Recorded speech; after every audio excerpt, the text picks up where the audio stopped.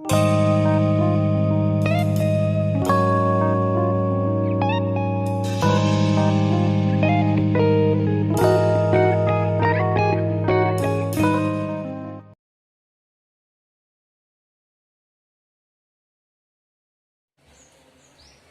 Student, welcome back on my YouTube channel गणित master. Students, आज हम एक्सप्लेन करने वाले हैं CBSE class 10 mathematics course structure को। कोर्स स्ट्रक्चर आपका 2021 और 22 के लिए क्या होगा। तो सीबीएसई क्लास 10 मैथमेटिक्स का जो कोर्स स्ट्रक्चर है, अगर हम यूनिट की बात करें तो बांटा गया है, ये 7th यूनिट में बांटा गया है। कितने यूनिट में इसको डिवाइड किया गया है? 7th यूनिट में इसको डिवाइड किया गया है। First unit number system, second unit आपका अलजेब्रा रहेगा, थर्ड यूनिट कोऑर्डिनेट ज्योमेट्री रहेगी, फोर्थ यूनिट ज्योमेट्री रहेगा, फिफ्थ यूनिट आपका ट्रिग्नोमेट्री रहेगा, सिक्स यूनिट क्या रहेगा? 6 नंबर पर मेंसुरेशन रहेगा, 7 नंबर पर स्टैटिस्टिक्स एंड प्रोबेबिलिटी रहेगा।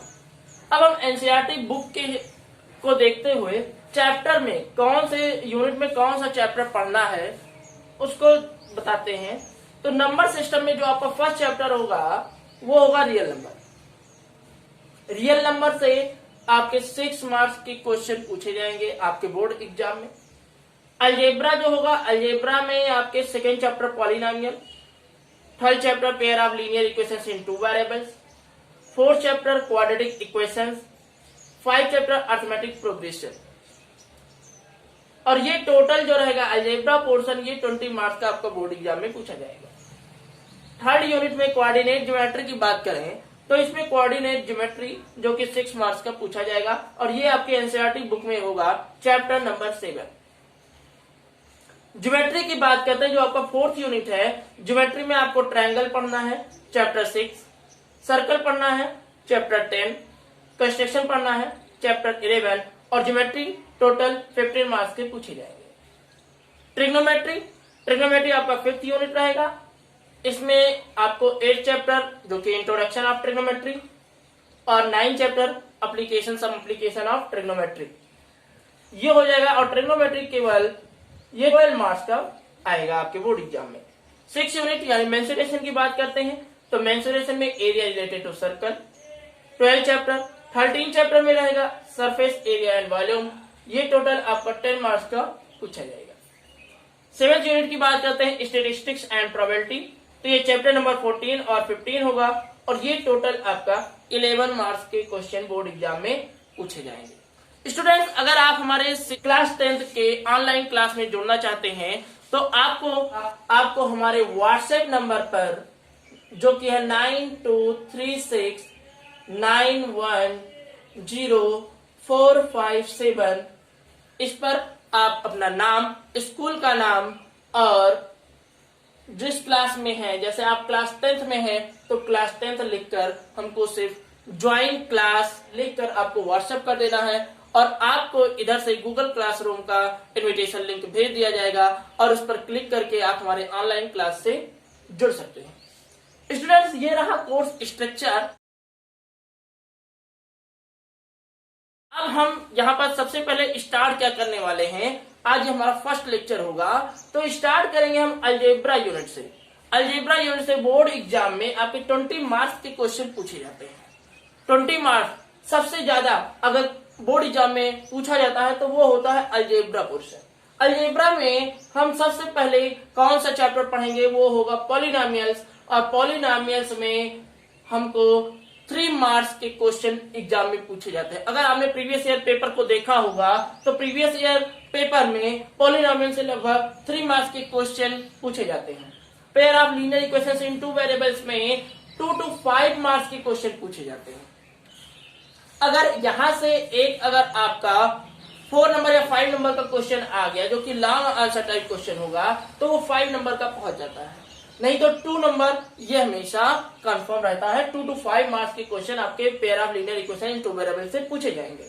4th चैप्टर जो आपका होगा क्वाड्रेटिक इक्वेशन, क्वाड्रेटिक इक्वेशन में 8 मार्क्स के क्वेश्चन पूछे जाते हैं और इसको बहुत अच्छे से पढ़ना होगा। 5th चैप्टर आपका होगा अरिथमेटिक प्रोग्रेशन, जिसको शॉर्ट फॉर्म में एपी भी कहा जाता है और एपी में आपसे पूछा क्या जाएगा 4 to 7 मार्क्स के जो क्वेश्चन होंगे वो आपके बोर्ड एग्जाम में पूछे जाएंगे। इस स्टूडेंट्स, ये रहा हमारा लेक्चर नंबर 1 और लेक्चर नंबर 1 में हम स्टार्ट करेंगे यूनिट 2 अलजेब्रा और एनसीईआरटी बुक में क्लास 10th में ये होगा चैप्टर नंबर 2 और चैप्टर नंबर 2 क्या है, पॉलिनोमियल्स। स्टूडेंट्स, हम ये जानेंगे आज के लेक्चर में कि अलजेब्रा क्या होता है, what is algebra, variables, constant, coefficient, exponents, operator, term, degree, expression और इक्वेशंस। स्टूडेंट्स, हम ये कोशिश कर रहे हैं कि आपको अलजेब्रा में अभी तक कुछ नहीं आता है और एकदम जीरो से स्टार्ट कर रहे हैं, बेसिक से स्टार्ट कर रहे हैं। अगर आप हमारे लेक्चर को शुरुआत से अगर आप पढ़ते चले जाएंगे, सीरियल वाइज से पढ़ते चले जाएंगे, तो आपको कोई दिक्कत आने वाली नहीं है। अगर आपको इसमें कोई दिक्कत आती भी है तो आप हमें कमेंट के माध्यम से जरूर लिख सकते हैं। अगर आपको हमारे गूगल क्लासरूम ऑनलाइन क्लास से जुड़ना है तो आप हमारे व्हाट्सएप नंबर 9236910457 पर ज्वाइन क्लास लिखकर अपना नेम, अपना क्लास, अपने स्कूल का नाम भेज सकते हैं। स्टूडेंट्स, तो देर ना करते हुए स्टार्ट करते हैं। आज का ये जो हमारा टॉपिक है जो है पॉलिनोमियल्स, और पॉलिनोमियल्स में कुछ बेसिक चीजें हम पढ़ेंगे। तो बेसिक चीजें देखते हैं। अगर हम अलजेब्रा की बात करते हैं, किसकी बात करते हैं, हम अलजेब्रा की बात करते हैं कि अलजेब्रा होता क्या है। तो अलजेब्रा के बारे में हम आपको बता दें कि अलजेब्रा जो होता है कॉम्बिनेशन होता है, ग्रुप होता है। किसका ग्रुप होता है अलजेब्रा? अलजेब्रा किसका कॉम्बिनेशन होता है? तो अलजेब्रा जो आपका होता है नंबर प्लस सिंबल। और ये कौन सा सिंबल होगा? सिंबल जो आपका होगा वो आपका होगा एक्स वाई जेड। क्या होगा? X Y Z. नंबर क्या होगा आपका? नंबर आपका होगा 1 2 3 3/4 0.5। ऐसा ये आपका क्या हो जाएगा? नंबर हो जाएगा। अब आप लोग जान गए होंगे कि अलजेब्रा होता क्या है। Algebra a group of number and symbol. क्या होता है? A group of number and symbol. इसको हम क्या कहते हैं? अलजेब्रा कहते हैं। क्या कहते हैं? अलजेब्रा कहते हैं। तो अलजेब्रा अब अगर आप पढ़ेंगे तो आप ये जान जाएंगे कि हमको क्या पढ़ना है। हमको एक्स वाई जेड और नंबर को पढ़ना होगा। नेक्स्ट पॉइंट की अगर हम बात करते हैं, नेक्स्ट पॉइंट हमारा आ जाता है वेरिएबल्स। क्या आ जाता है? वेरिएबल्स। वेरिएबल्स में होता क्या है? वेरिएबल्स की अगर हम बात करें तो वैरी होना। क्या हो जाना? वैरी। जो बदलता रहे। क्या रहे? जो चेंजेबल हो। क्या हो? चेंजेबल हो, जिसको हम बदल सकते हैं। अब आप ये बताइए, हम बदल किसको कर सकते हैं? बदल किसको सकते हैं? 1 को बदल सकते हैं? नहीं, 1 तो फिक्स्ड हो गया। तो 1 तो बदलने वाला है नहीं। तो बदलने वाला क्या है? बदलने वाला आपका ये आपका सिंबल हो सकता है, जो अल्फाबेटिकली सिंबल एक्स वाई और जेड है। तो यही आपका क्या हो जाएगा? ये आपका वेरिएबल्स हो जाएगा, जो कि चेंजेबल हो सके। उसको हम क्या कहते हैं? उसको हम वेरिएबल्स कहते हैं। अगला पॉइंट आपका आता है कांस्टेंट। कांस्टेंट क्या होता है? कांस्टेंट की अगर हम बात करते हैं तो कांस्टेंट जो आपका होगा जो फिक्स्ड रहे। क्या रहे? जो फिक्स्ड रहे, जो नॉट चेंजेबल हो। क्या हो? नॉट चेंजेबल हो, जो नॉट वेरी हो। क्या हो? नॉट वेरी हो, मतलब जिसकी वैल्यू को हम चेंज नहीं कर सकते हैं। जैसे अगर हमने 5 लिख दिया तो 5 कांस्टेंट है, ये फिक्स है। 5 को हम 6 7 8 9 10 100 नहीं लिख सकते। ये हो गया तो ये 5 फिक्स है, तो ये क्या हो जाएगा? कांस्टेंट वैल्यू हो जाएगी। क्या हो जाएगी? ये कांस्टेंट वैल्यू हो जाएगी। हमने लिख दिया 1/3, तो 1/3 क्या है? ये कांस्टेंट है, इसको हम चेंज नहीं कर सकते। 1/3 को 5/7 नहीं लिख सकते। अगर हमने डेसिमल वैल्यू कोई ले लिया 0.8 ले लिया तो ये कांस्टेंट है, 2 होल 3/6 ले लिया तो ये क्या है, ये आपका कांस्टेंट हो जाएगा। 2 होल 3/5 लेते हैं तो ये क्या हो जाएगा, आपका कांस्टेंट हो जाएगा। तो कांस्टेंट जो वैल्यू होती है वो कभी भी आपका क्या होता है, नॉट चेंजेबल होता है, नॉट वेरी करता है, ये हमेशा फिक्स रहता है। तो इसको हम क्या कहते हैं, इसको हम कांस्टेंट कहते हैं। अब देखिए अगली बात, आपका आ गया कॉफिशिएंट। क्या है, कॉफिशिएंट। कॉफिशिएंट की अगर हम बात करते हैं तो कॉफिशिएंट जो आपका होगा वो होगा मल्टीपल्स। क्या होगा, मल्टीपल्स। अगर हम बात करें 5x, क्या लिख दिए, 5x लिख दिए। अब इसमें अगर हम कहें कॉफिशिएंट ऑफ x कितना होगा, तो विच इज मल्टीप्लाई इन द टर्म या equation which is multiply, that is called coefficient. अब देखिए x में क्या मल्टीप्लाई, x में 5 मल्टीप्लाई है तो 5 इसका क्या हो जाएगा, कॉफिशिएंट हो जाएगा। ऐसे ही अगर हम पूछ लें 16x क्यूब, 16x क्यूब, इसमें पूछा जाए what is the coefficient of x cube, तो हम चेक करेंगे what is multiply in x cube, 16 is multiplied in x cube, so 16 is the coefficient of x cube। तो कॉफिशिएंट चेक करने के लिए हमको केवल ये चेक करना है कि जिसको कॉफिशिएंट पूछा गया है उसमें किससे मल्टीप्लाई किया गया है, किससे मल्टीप्लाई किया गया है। अगर हम बात कर लें 15xy, यहां पे अगर हम पूछें xy का कॉफिशिएंट क्या है तो आप 15 बताएंगे, x का कॉफिशिएंट क्या है तो आप क्या बताएंगे, 15y बताएंगे, क्योंकि 15y मल्टीप्लाई किया गया है किसमें, x में मल्टीप्लाई किया गया है। अगर हम y का कॉफिशिएंट अगर हम पूछें तो y का कॉफिशिएंट क्या हो जाएगा, y का कॉफिशिएंट आपका हो जाएगा 15x, क्योंकि y में क्या मल्टीप्लाई किया गया है, y में 15x को मल्टीप्लाई किया गया है। तो कॉफिशिएंट आप समझ गए होंगे कि कॉफिशिएंट होता क्या है। कॉफिशिएंट क्लियर हो गया। कॉफिशिएंट के बाद में जो अगला टॉपिक है वो हमारा है एक्सपोनेंट्स। एक्सपोनेंट्स मीन्स क्या होता है, number of times any variable और एनी कांस्टेंट मल्टीप्लाई इटसेल्फ। कितनी बार कोई वेरिएबल या कोई कांस्टेंट खुद से मल्टीप्लाई किया जा रहा है।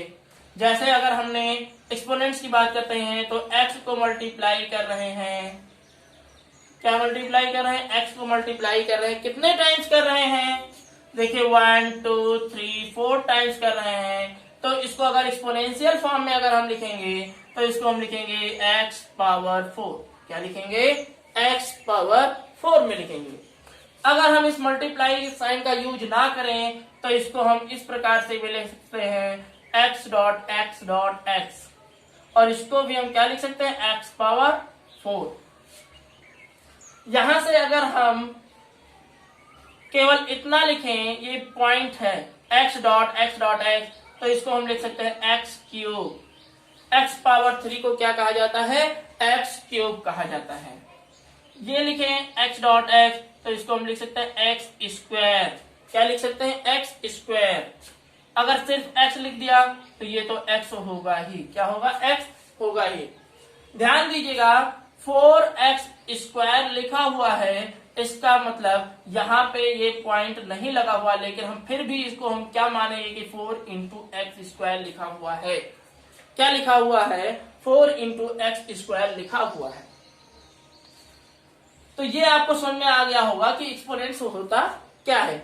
एक्सपोनेंट्स के बाद में अगर हम बात करते हैं तो जो हमारा नेक्स्ट जो लिखा हुआ है वो है ऑपरेटर। ऑपरेटर होता क्या है, तो किसी भी अलजेब्राइक अगर अलजेब्रा इक्वेशन या अलजेब्रा का स्टेटमेंट दिया हुआ है तो उसमें ऑपरेटर यूज होता है। ऑपरेटर क्या है, मैथमेटिक्स सिंबल है, जैसे एडिशन का साइन, माइनस का साइन, सब्ट्रैक्शन का साइन, मल्टीप्लिकेशन का साइन, डिवीजन का साइन, ये सारे क्या हैं, ये आपके ऑपरेटर कहलाते हैं। क्या कहलाते हैं, ऑपरेटर कहलाते हैं। तो अब आप लोग ऑपरेटर समझ गए। ऑपरेटर के बाद में हम बात करते हैं टर्म्स की। किसकी बात करते हैं? टर्म्स की। क्या होता है? अब देखिए, जो ये ऑपरेटर आपने देखा, इसमें जो एडिशन वाला ऑपरेटर है और जो सब्ट्रैक्शन वाला ऑपरेटर है, ये आपको टर्म्स बताता है। क्या बताता है? टर्म्स बताता है। जैसे अगर हमने कोई नंबर ले लिया 5x² - 7, तो ये टर्म्स बताएगा कितने टर्म्स हैं। तो 1 टर्म्स ये हो गया, 1 टर्म्स ये हो गया, टोटल कितने टर्म्स हो गए? 2 टर्म्स हो गए।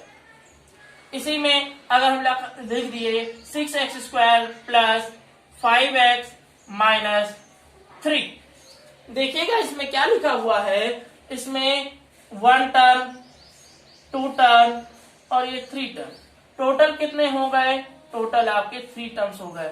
इस प्रकार से आपने देखा कि जो प्लस वाला ऑपरेटर है, जो माइनस वाला ऑपरेटर है, वो आपको टर्म्स बताता है कि कितने टर्म्स हैं, कितने टर्म्स हैं। लेकिन एक बात आप ध्यान दीजिएगा, अगर लाइक है, जैसे ये लिखा हुआ 5x + 7x, अब इसमें पूछा जाए कितने टर्म्स है, तो ये भी आपका 1 टर्म ही होगा। क्यों होगा? क्योंकि लाइक है, और लाइक तो पहले ही ऐड हो जाएगा। 7 5 12 हो जाएगा, तो ये क्या हो गया? 12x। तो ये 1 टर्म लिखा हुआ है। क्या लिखा हुआ है? 1 टर्म आपका ये लिखा हुआ है। तो अनलाइक भी हम चेक करते हैं। टर्म्स बताते समय हम क्या करते हैं? टर्म्स बताते समय हमको ये चेक करना होगा कि ये अनलाइक होना चाहिए। क्या होना चाहिए? अनलाइक होना चाहिए। अब लाइक और अनलाइक में डिफरेंस कैसे पता करेंगे? लाइक और अनलाइक में सबसे पहले तो हम डिग्री देखते हैं। क्या देखते हैं? डिग्री, जो कि अभी नेक्स्ट में हम बताएंगे। डिग्री आप नहीं जानते लेकिन पावर जानते हैं, तो पावर को देख लीजिए।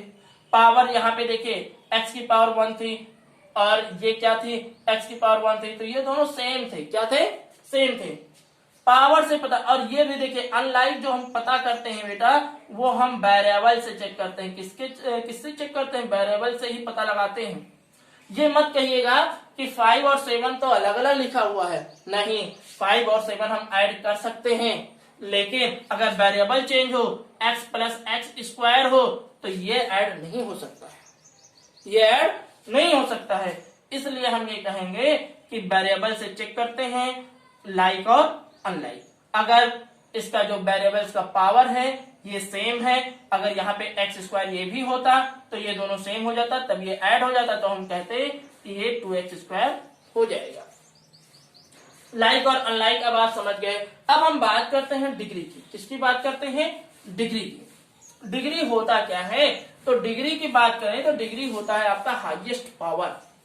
क्या होता है डिग्री?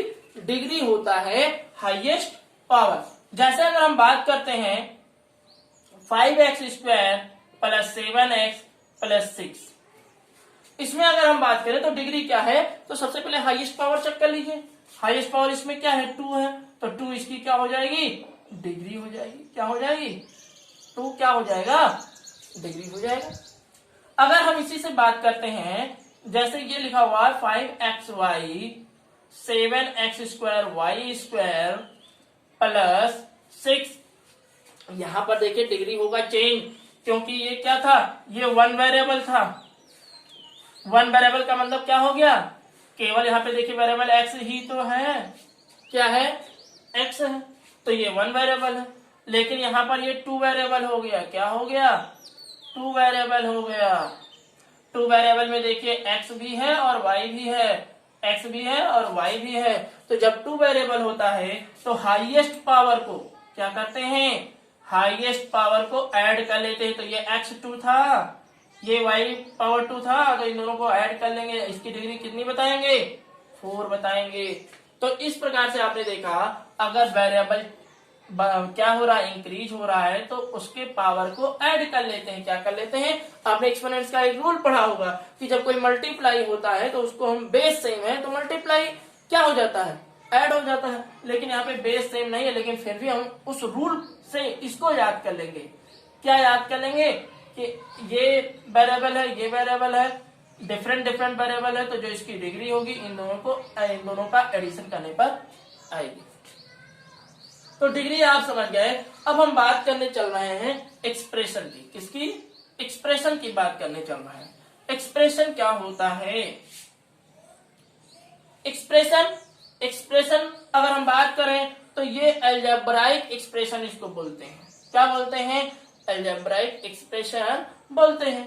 अलजेब्राइक एक्सप्रेशन की बात करें तो ये 5x³ plus 7x² plus 2x minus 3/4 ये क्या लिखा हुआ है? ये आपका एक्सप्रेशन लिखा हुआ है।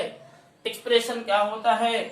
कॉम्बिनेशन ऑफ, अगर हम बात कर लें, combination of mathematical operator, combination of variables, combination of constant, ये सारे क्या हो जाएंगे? ये आपके एक्सप्रेशन हो जाएंगे और इसको क्या कहते हैं? अलजेब्राइक एक्सप्रेशन कहते हैं। क्या कहते हैं? अलजेब्राइक एक्सप्रेशन कहते हैं।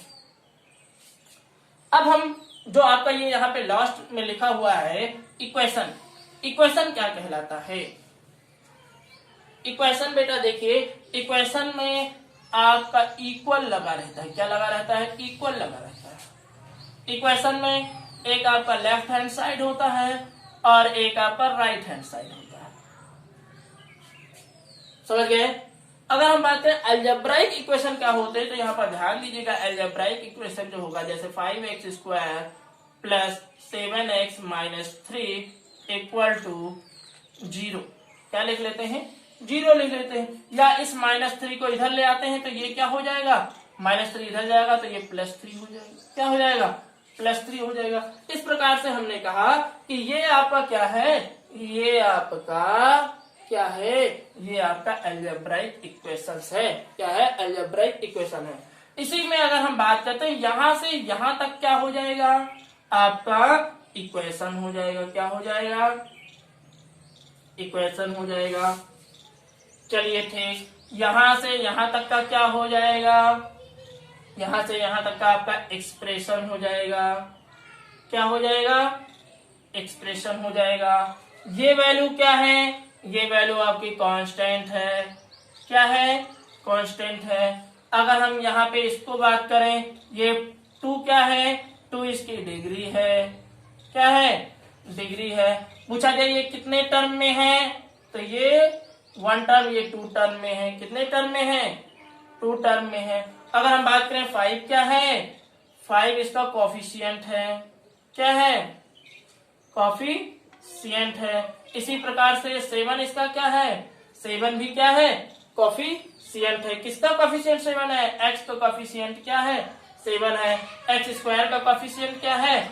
5 है। ये प्लस जो लिखा हुआ है ये क्या है? ये ऑपरेटर है।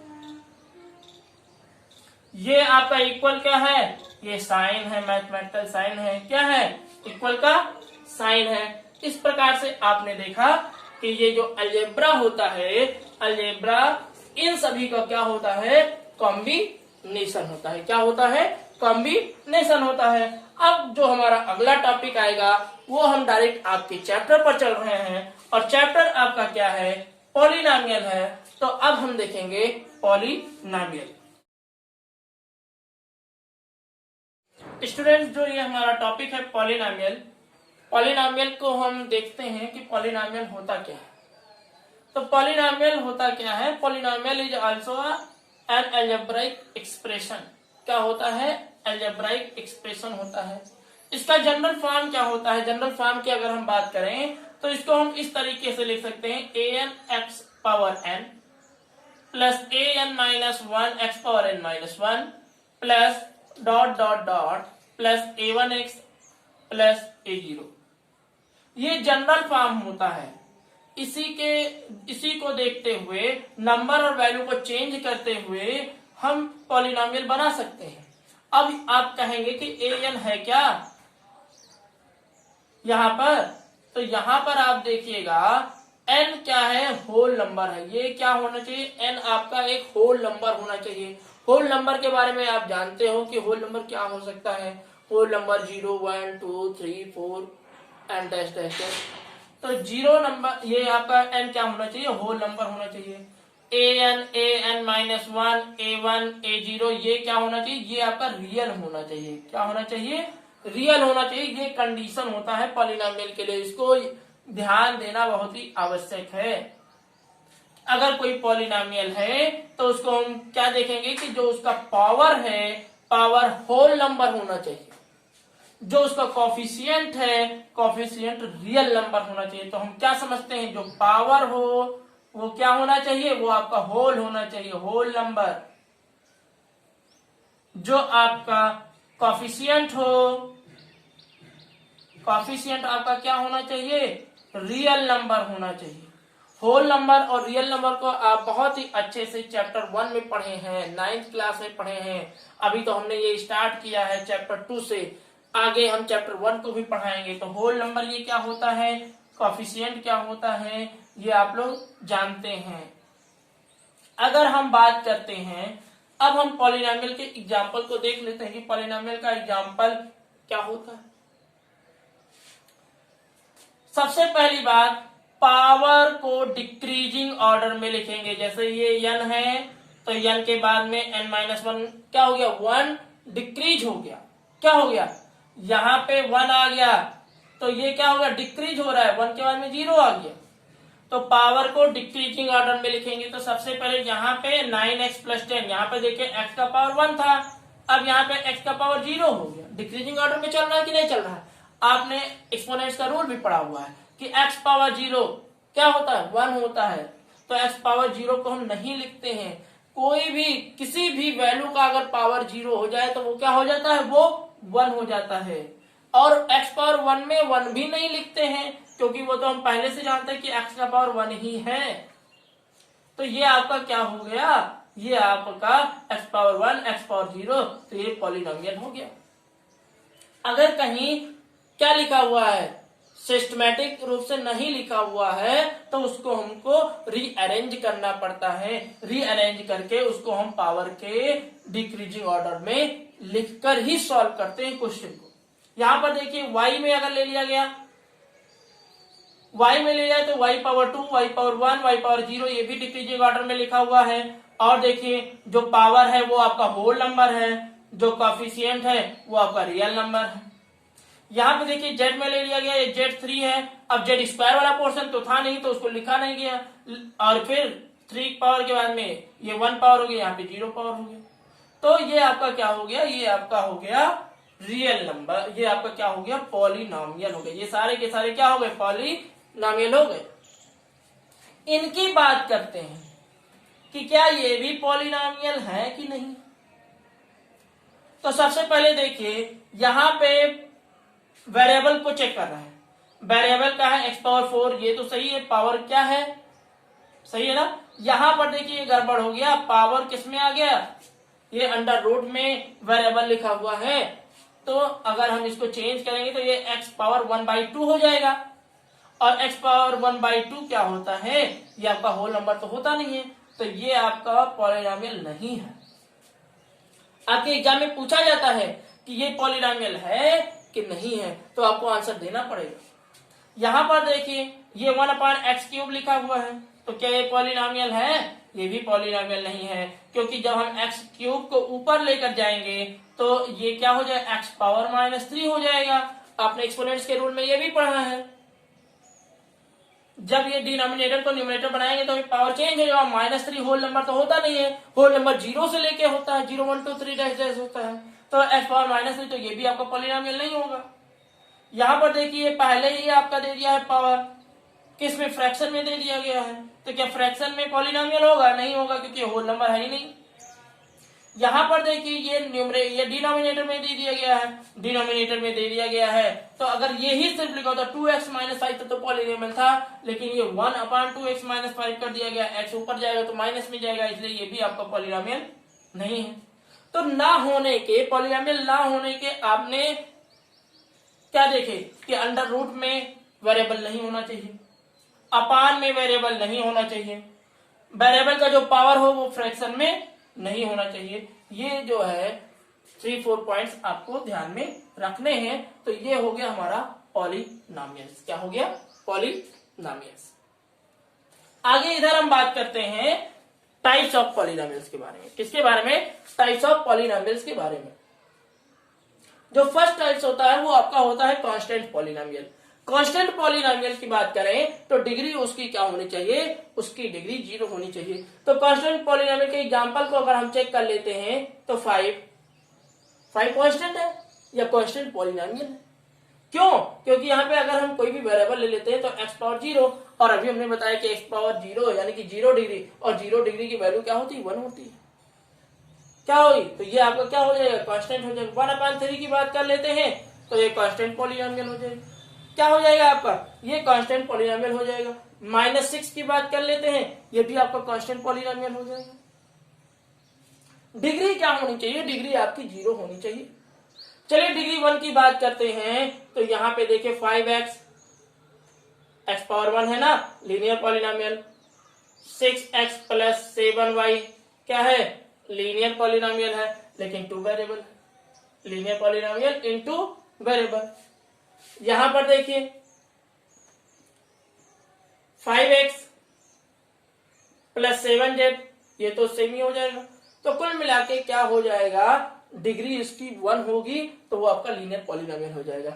ऐसा मत लिखना 5xy, क्योंकि ये लीनियर पॉलिनोमियल नहीं। अभी हमने बताया था कि जो ये लीनियर पॉलिनोमियल कब होगा? जब केवल सिंगल वेरिएबल होगा। यहाँ पे ये पावर 1, ये पावर 1, ये आपका डिग्री 2 आ जाएगा यहाँ पे। और जब डिग्री 2 आ जाता है तो ये आपका लीनियर पॉलिनोमियल नहीं होगा, तब ये क्वाड्रेटिक पॉलिनोमियल बन जाएगा। क्या बन जाएगा? क्वाड्रेटिक पॉलिनोमियल बन जाएगा। अब क्वाड्रेटिक पॉलिनोमियल में हम देखते हैं डिग्री क्या होनी चाहिए? 2 होनी चाहिए। तो इसको हम कैसे लिख सकते हैं? इसको हम लिख सकते हैं 5x² प्लस 7x माइनस 3, ऐसा लिख सकते हैं, क्योंकि इसका डिग्री क्या है? 2। क्यूबिक पॉलिनोमियल में भी लिख सकते हैं। क्या होना चाहिए? डिग्री क्या होनी चाहिए? 3 होनी चाहिए।